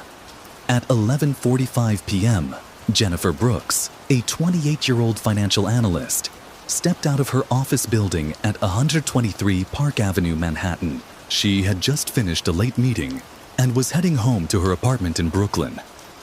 It was chilly, the wind biting at her skin as she looked around for a taxi. She'd taken this route dozens of times before, but tonight, she would end up in a car she would never forget. I'm usually pretty careful with my choice of cab drivers, Jennifer recalled in an interview a week later. But that night, I didn't think twice. I was just tired. I was trying to get home. She waved down a yellow cab. The driver, a middle-aged man, waved back and opened the door. He didn't speak much when she got in, just nodded, as if he had been expecting her. She didn't think anything of it. But the unsettling part came when the driver didn't ask her where she was going. Instead, he just knew. He didn't even ask my destination. It was like he already knew. Somehow, he just started driving towards Brooklyn Bridge, like he had been there before, Jennifer said, shivering as she recalled the incident. As the cab moved through the streets, Jennifer glanced at the driver's face through the rearview mirror. His eyes were hidden behind dark sunglasses, despite the late hour. His face was hard to read, almost emotionless. He was wearing a plain black hoodie, and his hands gripped the steering wheel tightly. I thought it was strange, but I wasn't about to complain. The ride was smooth, and I was already tired. I looked away for a moment, and when I looked back, we were on a completely different street. She continued. Jennifer's apartment was still several miles away, but when she looked out the window, she did it a long time ago, and now the city around her seemed unfamiliar. She asked the driver, "Where are we going? This isn't the way to Brooklyn." The driver didn't respond at first. Then, in a low, gravelly voice, he simply said, "Don't worry, you'll be safe soon." The last thing she saw. At 12:15 a.m., Jennifer's phone died. She had been planning to call her boyfriend, but it was too late. When she reached for the door handle to step out, the driver slammed on the brakes, sending her forward into the seat. Her heart skipped a beat as she saw the glow of streetlights in the reflection of the rearview mirror. An unfamiliar street, eerily quiet. This was the moment Jennifer realized something was wrong. "Stop the car!" she shouted. But the driver remained silent, his grip still tight on the wheel. She started to panic. She tried to open the door, but it was locked from the inside. "I need to get out," she insisted, her voice rising in fear. The driver's response was chilling. "We're almost there. You don't need to leave." In a last-ditch effort, Jennifer threw her weight against the door, managing to break the lock and stumble out of the cab. But when she turned around, the taxi had disappeared, vanishing into the shadows. Witness testimony. 12:30 a.m. A few blocks away, 56-year-old Thomas Wells, a construction worker who had been walking home from his late shift at the job site on 8th Avenue, became the second person to encounter the strange taxi. He He had heard Jennifer shouting and had seen her scramble away from the car. When he approached her, she was already running toward a brightly lit corner store. I saw her running, looking frantic. She was mumbling something about the driver. I thought she was just another woman scared of being followed late at night. But she looked different, like something had really shaken her up. Thomas tried to comfort Jennifer and asked if she needed help. She was shaken, disoriented, and trembling. I don't know what happened. I just need to go home, she kept repeating. The police investigation. Detective Emma Lynch of the New York Police Department was assigned to investigate Jennifer's case. By the time she was called in, Jennifer had already been interviewed by the first responding officers. Jennifer had been picked up at Park Avenue and dropped off somewhere near the East River, but no one knew the exact location. All traces of the driver had been wiped clean. Emma quickly found herself faced with more questions than answers. There was no record of a taxi matching the description Jennifer provided. No yellow cabs with that specific driver. No sign of a car with unusual behavior in the area that night. What disturbed Emma even more was that this wasn't the first time something like this had happened. Just 2 weeks prior, another young woman had experienced a similar encounter with a strange cab driver who knew her destination without asking. The most terrifying part? Both women were picked up at different locations, but were dropped off in the same eerie area near the East River. A street no one recognized, with only an old abandoned warehouse at the end of the road. What were the odds? Forensics and evidence. Emma and her team worked tirelessly over the next few days to uncover more. They found that the mysterious taxi driver didn't just target random passengers. Each woman who had been picked up had a history of receiving disturbing, anonymous messages about their whereabouts in the days leading up to the ride. The messages seemed innocuous at first, but upon further examination, they all referenced specific details about each woman's personal life, their work, their schedules, their routines. Further analysis of Jennifer's phone records revealed that she had received a cryptic text message earlier that day. "You're going to want to go home tonight, but I'll be taking you on a different journey." The unanswered questions. With no known suspects and only a few scattered clues, the case was baffling. The more Emma investigated, the more the story seemed to spiral into the unknown. The strange cab driver, who never seemed to have a name, and the unsettling, seemingly predestined locations the victims were dropped off at, only deepened the mystery. Cliffhanger ending. But as Detective Lynch dug deeper, she made a horrifying discovery. A record of a taxi driver by the name of Victor Hawk, who had vanished years ago under suspicious circumstances. The record showed that his vehicle had been seen in numerous locations where young women had reported similar strange encounters. The last known sighting, on the night Jennifer was taken. Was Victor Hawk still alive? Had he returned as some kind of ghostly figure? Or was there something far darker at play? The final piece of evidence, an anonymous letter sent to the police. The message simply read, "I never left, Detective. I'm still out there, waiting, and I always get my fare." The police investigation unfolds. Detective Emma Lynch was assigned to the case after Jennifer's terrified account of the mysterious taxi ride. Emma had been on the force for over a decade, but this case quickly became one of the most unsettling she had ever worked on. Something about it didn't sit right. There was a creeping feeling that they were dealing with more than just an isolated event. Initial findings. Upon arriving at the scene of Jennifer's encounter, Emma began to piece together what little information there was. The cab had vanished without a trace. There were no security cameras nearby, and the street where Jennifer had been abandoned was poorly lit, contributing to the sense of isolation. Witnesses from the corner store had seen Jennifer running away, but none had seen the taxi driver or the cab itself.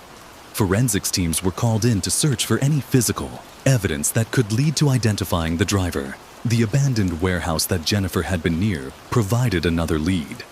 There was an old security camera on the building that had been inactive for years, but it wasn't much help.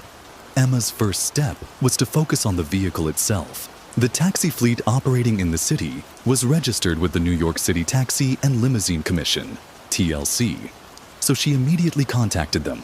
The strange thing was, the records provided by the TLC didn't match Jennifer's description.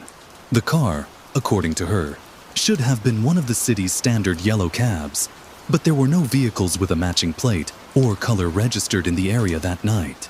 There was also no record of a driver who fit Jennifer's description: middle-aged, dark sunglasses, and wearing a hoodie. The message unraveling.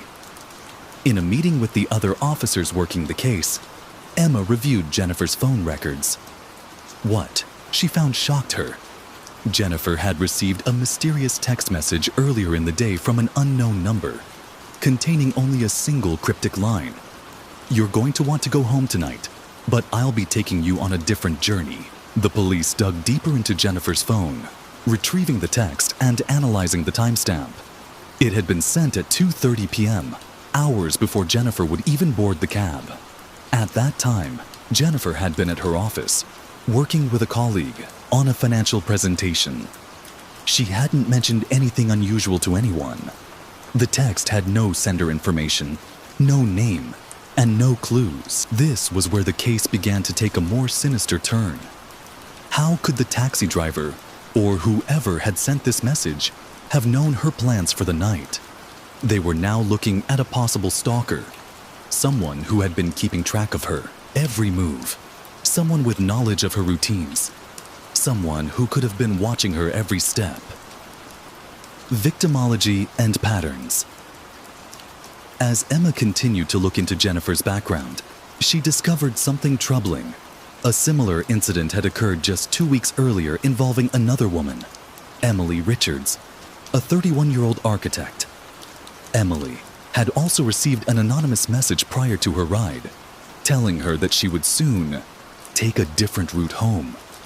Much like Jennifer, Emily had been dropped off in the same isolated part of town near the East River. In both cases, the women had been shaken, terrified, but physically unharmed. Both victims, though shaken, had described the same unsettling behavior from the driver. A man in his 40s, wearing dark glasses despite the late hour, and driving with unnerving precision. Neither woman could provide a solid description of his face, though they both mentioned his unusually stiff manner and how silent the car ride had been. The taxi driver had not asked for directions or even acknowledged their presence until they reached their unknown drop-off points. This was becoming more than just a series of random events. It was starting to form a pattern. The breakthrough. The key break came when Emma reviewed the security footage from an intersection near the East River, where Emily Richards had been dropped off. It was a long shot, but it was all they had.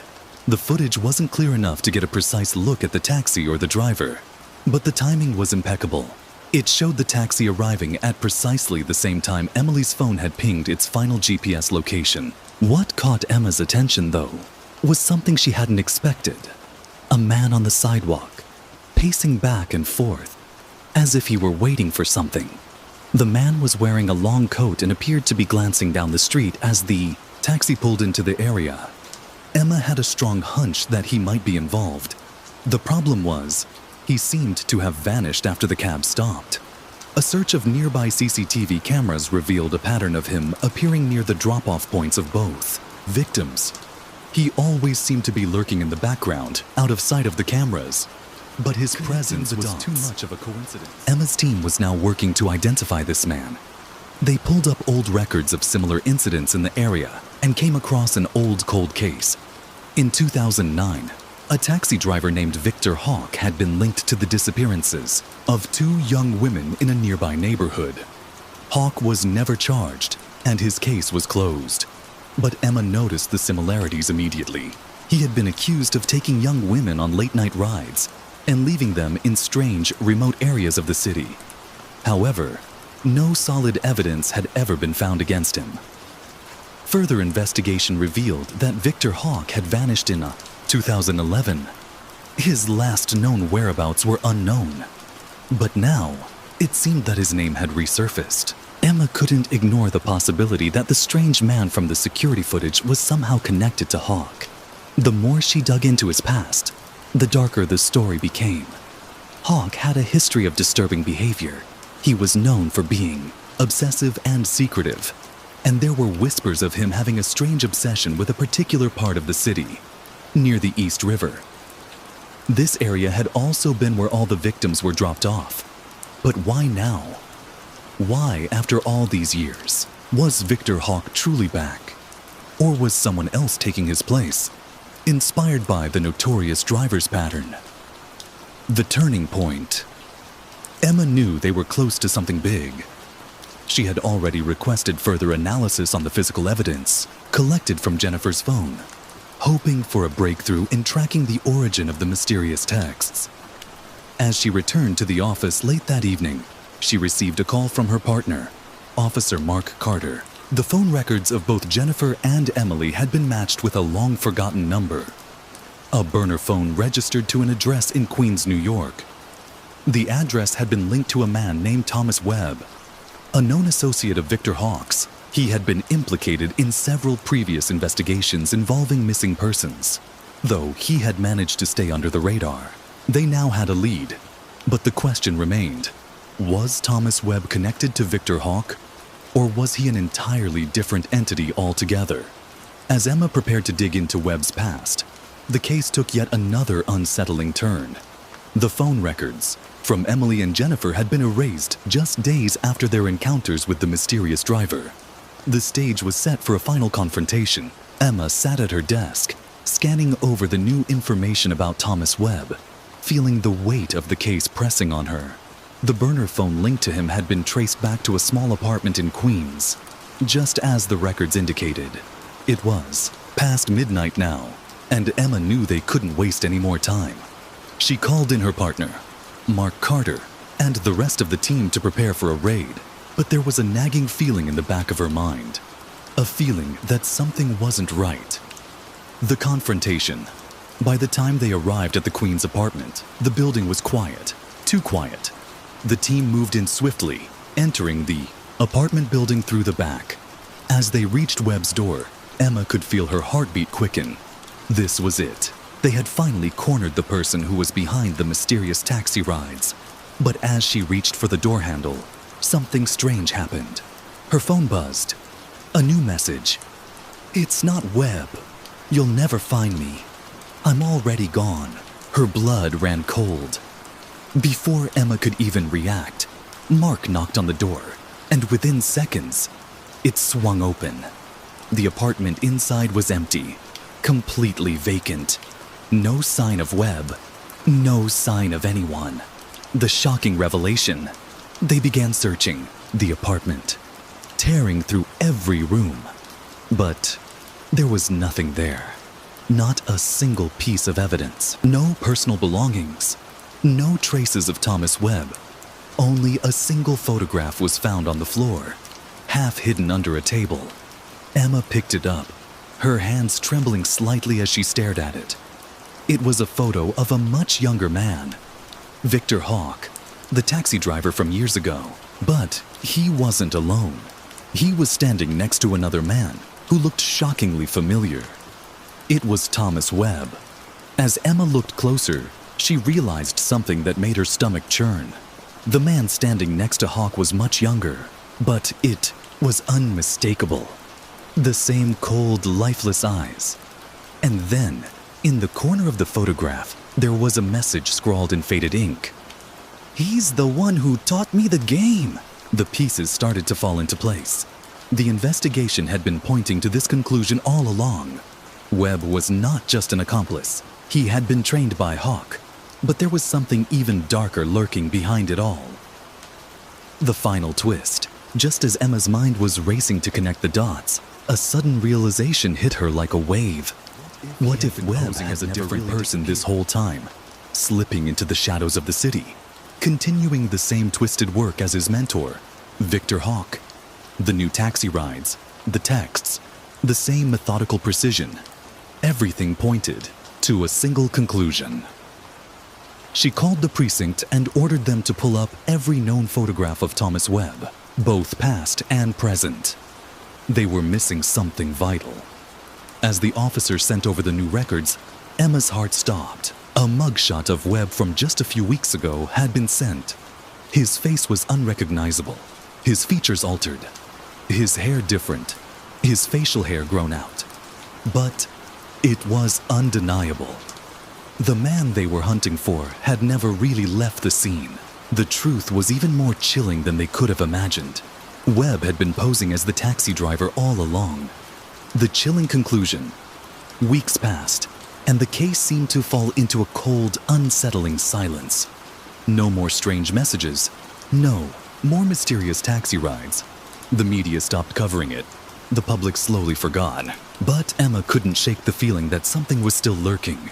Something they hadn't yet uncovered. Then, late one night, as she sat at her desk, going through old files one last time, she received another message. This time, it was from an anonymous number, one she had never seen before. The text was simple: "I'm still watching." Emma froze, her breath catching in her throat. She turned around, scanning the empty office behind her. The city was quiet outside, but in her gut, she knew this case wasn't over, and the nightmare was far from finished. We're nearing the end. Let's move on to the final case of the day. Before we dive in, I just want to thank each and every one of you who's been listening. Thank you for being a part of this. Please like the video and subscribe to the channel. Let's get to it. It was a bright Saturday morning, June 15th, 2019, in the quiet suburban town of Brooksville, Pennsylvania.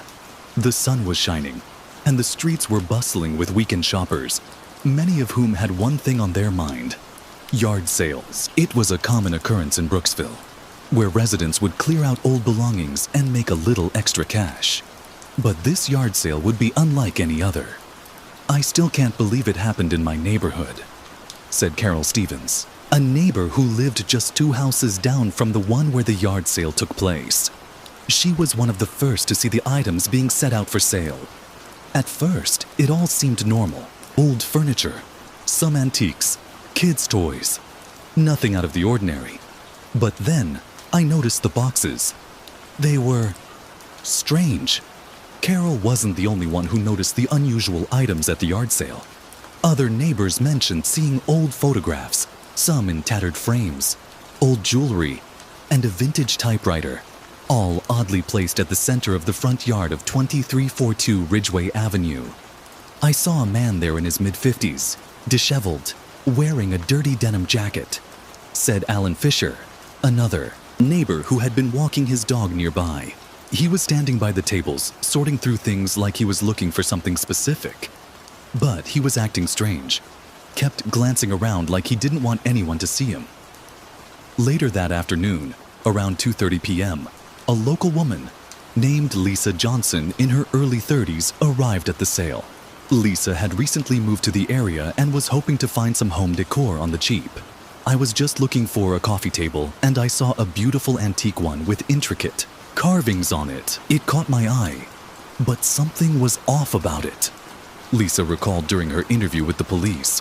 "When I lifted it to take a closer look, I saw something hidden underneath. It was a small black box, locked and old-looking.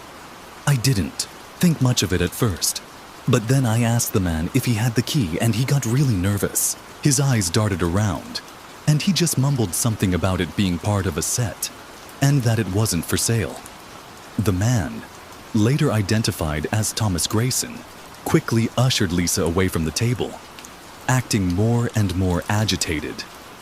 He insisted that the items on display were all he was selling, and that the box was simply part of an antique set his late father had left him. Lisa, feeling uncomfortable, decided to leave. "I thought he was just some strange guy with a weird collection, but I was wrong," she later said. "I didn't realize it at the time, but that box would be the first clue in a case that would shake this town to its core." As the day wore on, people came and went, picking through the items laid out at the yard sale. Little did they know, beneath the surface of this seemingly innocent transaction, something darker was unfolding. What started as a casual Saturday afternoon quickly turned into a mystery when, Just before sunset, a call came into the Brooksville Police Department. The call came in at 6:15 p.m. A report of a missing person. Lisa Johnson, the woman who had visited the yard sale earlier, had been found in her apartment, unconscious and disoriented.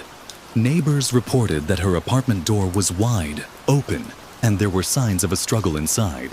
She had no memory of what happened after leaving the yard sale, and there was no immediate explanation for the chaos in her home. Detective Jake Adams, a seasoned investigator with the Brooksville Police Department, was assigned to the case. He arrived at Lisa's apartment just as the paramedics were about to transport her to the hospital. The scene inside was disturbing. Furniture was overturned, and there were signs of forceful entry. Most unsettling was the fact that Lisa's personal belongings seemed untouched. Her wallet and phone were still on the kitchen counter, but a single object was missing: the antique black box she had noticed at the yard sale. Where's the box?" Detective Adams asked as he examined the apartment.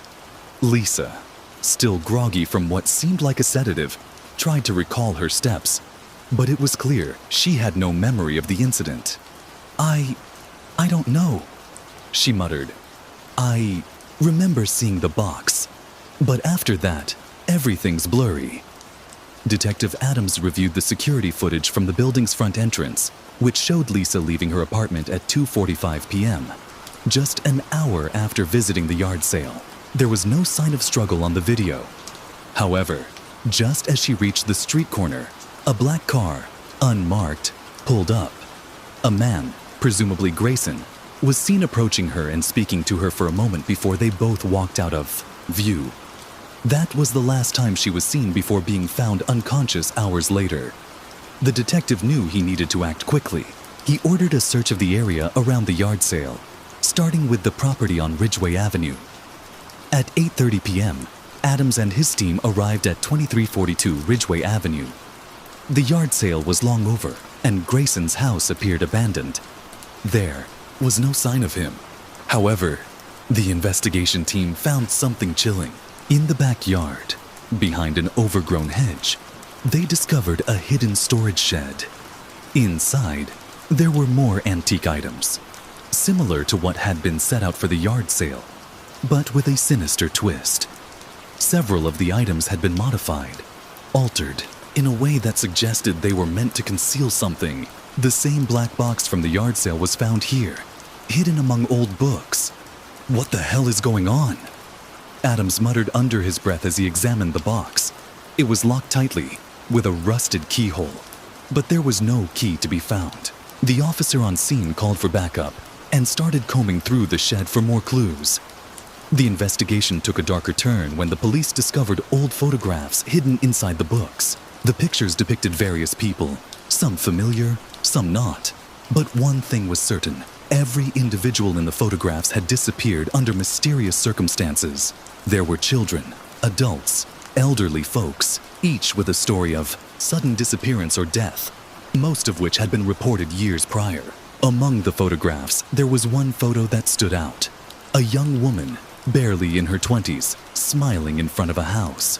Behind her, barely visible in the background, was the very same black box. Detective Adams had an unsettling realization. This wasn't just a simple yard sale. Grayson seemed to be tied to these disappearances in some way. There were too many parallels, too many strange connections that couldn't be ignored. The box, it seemed, was a key to something much bigger than anyone had anticipated. The next morning, Adams gathered his team and went back to Grayson's property to investigate further. They found a series of documents that detailed a collection of old, rare items, some of which were connected to people who had disappeared in the area in the last 20 years. And then, the breakthrough came. A former neighbor, an elderly woman named Helen Wilkins, came forward with an unsettling account. She claimed that years ago, Thomas Grayson had been part of a small underground circle of antique collectors. But she mentioned something far more disturbing. He would always say his collection had a purpose. Helen explained in her interview that the things he collected were tied to certain rituals. I don't know what he meant, but he'd talk about it in passing. He said it was about finding things that belonged to the past. He'd make cryptic comments, but no one took him seriously. With this new lead, Detective Adams and his team delved into Grayson's past. They uncovered records from the late 1990s that indicated Grayson had been involved in various shady activities, including dealing in stolen antiques and being investigated for connections to black market auctions. But there was no evidence linking him to the disappearances, the box, the missing people. It all began to form a terrifying picture. Just when Adams thought he was starting to piece it all together, another shocking twist emerged. Lisa Johnson, the missing woman, had vanished from the hospital under mysterious circumstances. The night she had been admitted, her room was found empty with no sign of forced entry. The only clue left behind was a message scrawled in red ink on the wall. The past never stays buried. As the investigation deepened, the questions only multiplied. What was Thomas Grayson hiding? Was there a deeper, more terrifying reason for his obsession with antiques? And what happened to Lisa? As the days passed, Detective Adams couldn't shake the eerie feeling that something far darker was at play. He was losing time, losing leads, and most unsettling of all, losing people. Lisa was gone. Grayson was still nowhere to be found. And now, even the hospital had become part of the puzzle. But then, just as Adams was about to give in to the overwhelming pressure, a breakthrough came. An anonymous tip-off. The call was brief but cryptic. Check the auction house. 218 Morningside Street. Midnight. No name, no explanation, just a heavy silence before the line went dead.